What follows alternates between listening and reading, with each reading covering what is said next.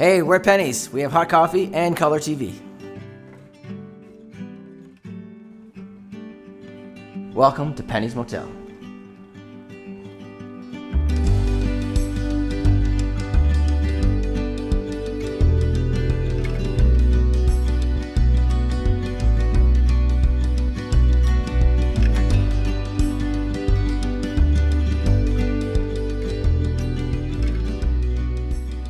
So my name's John Belknap, and grew up in Toronto.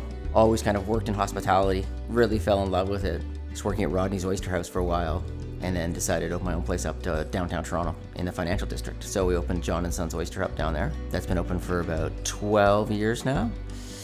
Been coming up here most of my life, skiing and snowboarding, and love the area. Thornbury is a really special place. There's so much love and talent here from the people that live and work here. And you notice it as soon as you come into town. A kind of special place to be during a pandemic. You didn't feel that you were kind of ever on your own. Kind of felt like everyone was in this together. What inspired Penny's was the area, the colors, the water.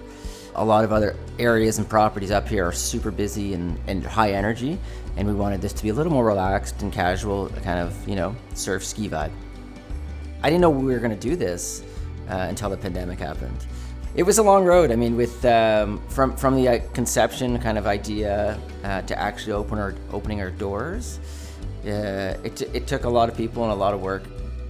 We had to raise the money. We had to go through all the construction issues, permits. Trying to raise money for a 13-room roadside motel in the middle of a pandemic was not an easy feat. And convincing people of the vision and of the property, the province would shut everything down, and you never know for how long. It's kind of third shutdown, and everyone's sitting there. Are we going to open? Or are we not? Kind of like being here at Penny's. It's kind of take life as it comes, day to day.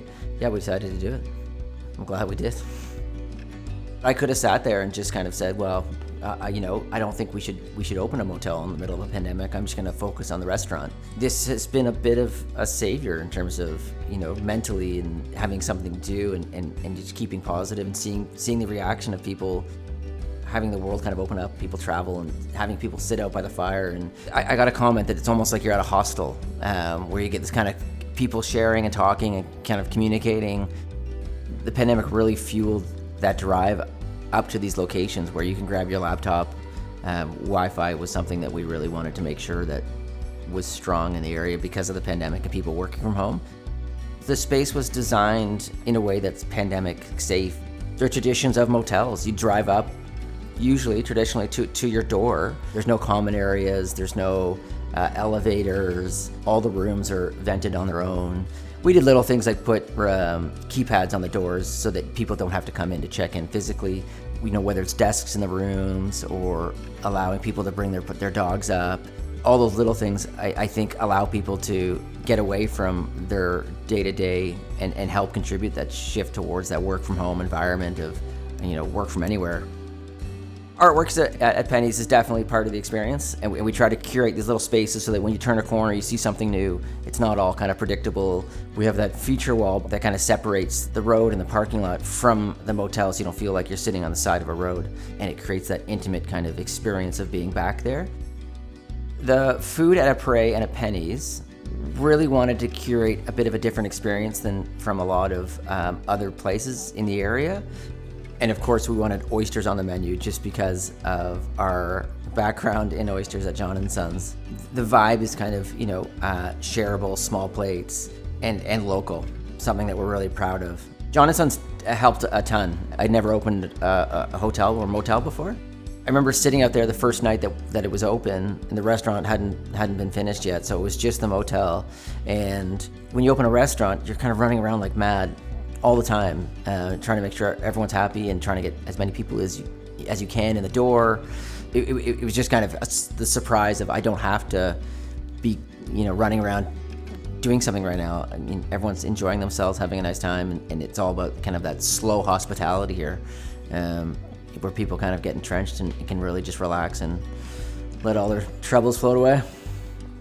A lot of places you go to and stay, you kind of feel like you're on your own and you kind of figure out what you're going to do, but we really want to help people kind of portray and show them how amazing this place is. And one of the best ways to do that, we thought, was to kind of partner and collaborate with as many people and businesses that we could, whether it's horseback riding or going to a lavender farm or charter boat fishing, or paddleboard, yoga. There's just so much you can do up here. So we really wanted to kind of devise these packages that people could, that we could offer our guests to kind of make the introduction to some of these amazing businesses that people have up here.